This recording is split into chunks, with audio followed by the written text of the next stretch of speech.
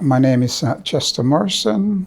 I live in Wolverhampton, but I do quite a lot of work in Birmingham. I am representing Kajan's Women's Enterprise Limited, which is based here in Birmingham. My very first engagement with the co-op was the notion of it being egalitarian. Because I remember during that time, we had this concept of the round table. And the round table basically says, well, there's no one who's at the head of this table, so we're on equal status.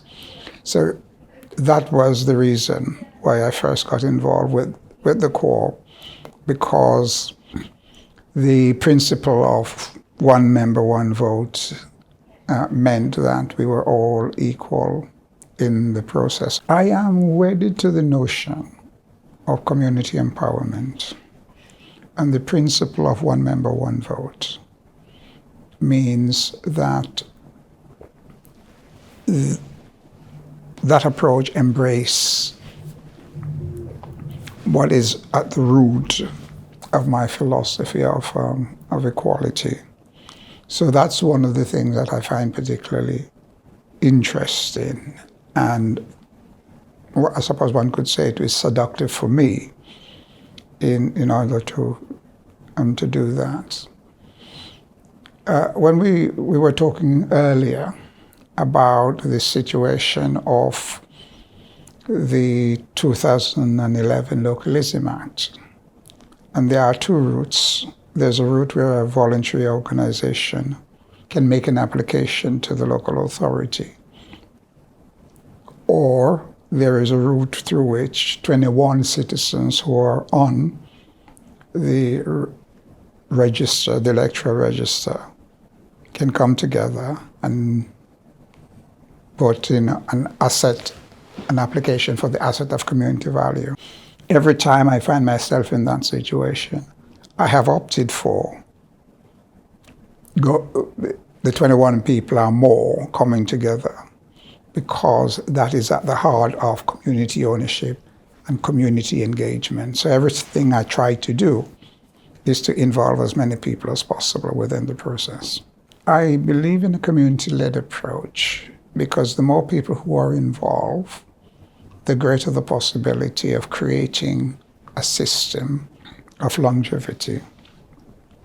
Too often I have seen situations in which one group of people or one generation have had responsibility and ownership of a community facility. And once they're no longer there, for whatever reason, it fades away. So I think that kind of community engagement that we are pursuing has an inbuilt succession planning, because one of the weaknesses, I think, for a lot of community organizations, and certainly within the African and Caribbean community, has the poor consideration given to succession planning. That system of Pardna in our community, and certainly in the African Caribbean community, is one that I bemoan quite often, that is seemed to have lost its profile and its significance at the very time when it is needed more than previously. And so one of the things that we do, certainly in terms of all the things that we have developed in Birmingham, is to look at the community contribution. And to an extent, when we come to look at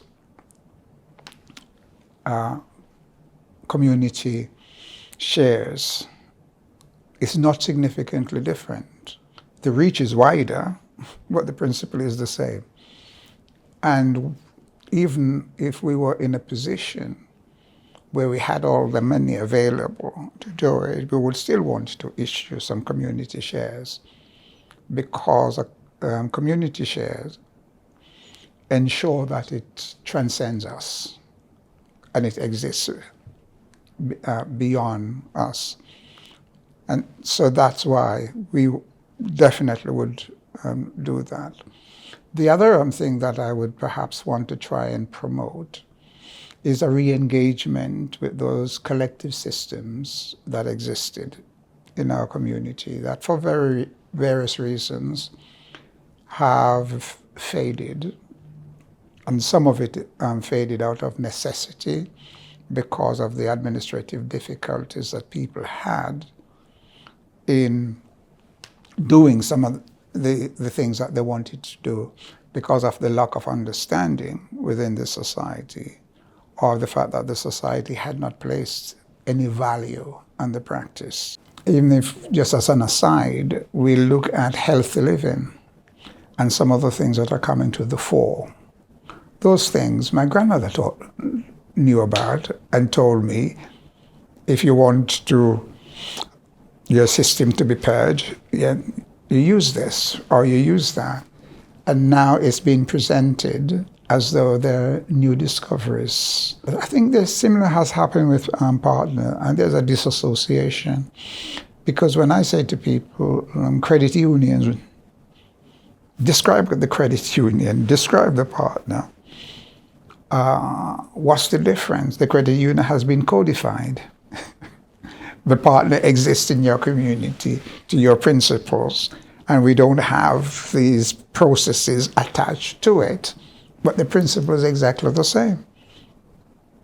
Yeah, but now I know people who will go to the credit union because it has been codified within the systems of the society and will not do the partners. The kind of disparities you have mentioned, they exist in the society, and you can see them being manifested in a lot of situations. And you say, well, why does that exist? And you think, could anything be more glaring than the 40 or so proportion of professional footballers who are black, and the 1 or 2% of managers who are? Yeah, and sometimes when we look at things in isolation, we don't see it in the round. And the same thing, and it seems to me, from a knowledge point of view and a familiarity point of view, I would expect to see that more within the cooperative movement because of the lack of knowledge, the lack of visibility. But when you look at sports and the absence of black folks as managers, you think, well, this is serious. Yeah, and so from a structural point of view, it is designed to keep people, and I don't think it's deliberate within the cooperative movement, but there is almost a degree of neocolonialism. Yeah, so the people who are now going to be the purveyors of the knowledge and the information are white folks.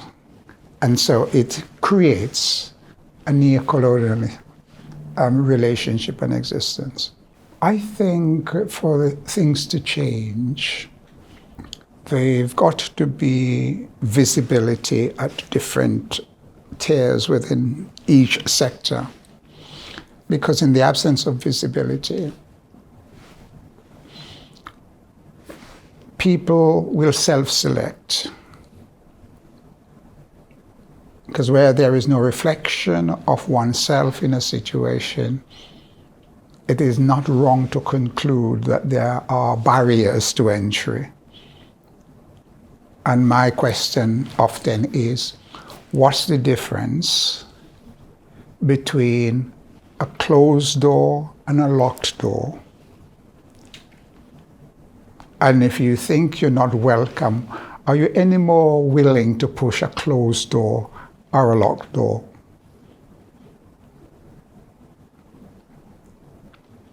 So long as people have that perception that they're not welcome, that situation will exist. And whether we like it or not, people's perception is their reality.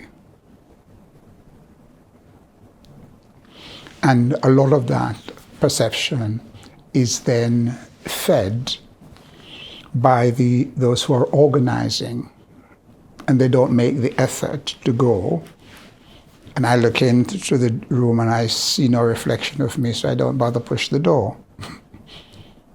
And they said, well, the door was open, but he didn't come in. Yeah, how was I to know that? Yeah, because in the end, people who are pushed to the margins have to manage their emotions, have to manage the number of times they open themselves to hurt. People will, for a whole range of psychological reasons, not enter, not because they don't want, but I'm really not prepared for that today.